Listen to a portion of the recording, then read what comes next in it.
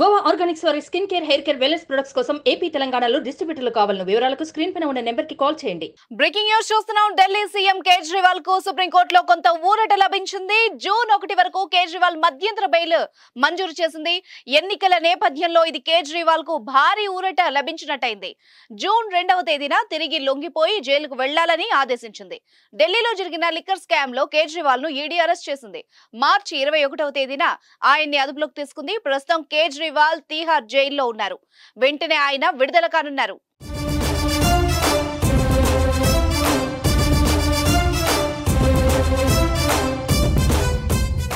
ఎన్నికల వేళ కేజ్రీవాల్ కు జూన్ 5వ తేదీ వరకు మధ్యంతర బెయిల్ ఇవ్వాలంటూ సీఎం తరపు న్యాయవాది అభిషేక్ సింఘ్వి చేసిన అభ్యర్థనను సుప్రీంకోర్టు తిరస్కరించింది. ఎన్నికల ఫలితాలు విడుదలయ్యే వరకు బెయిల్ ఇవ్వాలని సింఘ్వి సుప్రీంకోర్టును కోరారు. అయితే కోర్టు మాత్రం పోలింగ్ ముగిసే వరకు మాత్రమే అనుమతినిచ్చింది.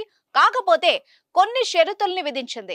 సీఎం కార్యాలయానికి గానీ, ఢిల్లీ సచివాలయానికి గానీ వెళ్లొద్దని సూచించింది. మద్యం కేసులో తనపై వచ్చిన అభియోగాల గురించి కూడా మాట్లాడొద్దని స్పష్టం చేసింది.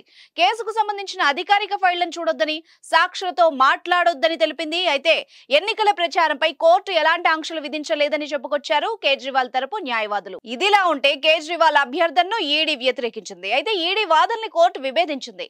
ఏడాదిన్నర కాలంగా ఈ కేసులో దర్యాప్తు చేస్తున్నారని, మార్చిలో ఆయన అరెస్ట్ చేశారని, ఇప్పుడు మరో 21 రోజులు ఆయనకు బెయిల్ ఇవ్వడం వల్ల వచ్చే తేడా ఏమీ ఉండదని చెప్పుకొచ్చింది.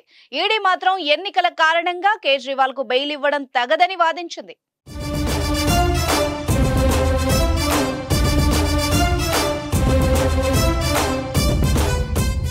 మద్యం కుంభకోణం కేసులో మనీ లాండరింగ్ ఆరోపణలపై మార్చి 21న కేజ్రీవాల్ ని ఈడీ అధికారులు అరెస్ట్ చేశారు.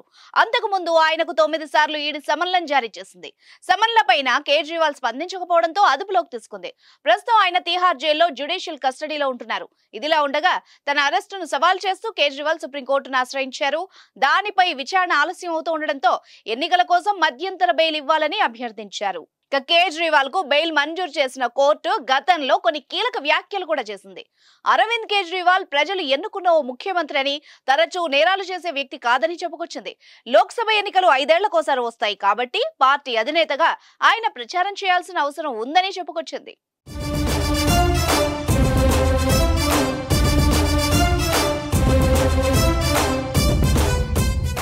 సుమన్ టీవీలో మీ పర్సనల్ అండ్ బిజినెస్ ప్రమోషన్స్ కోసం కింది నెంబర్కి కాంటాక్ట్ చేయండి.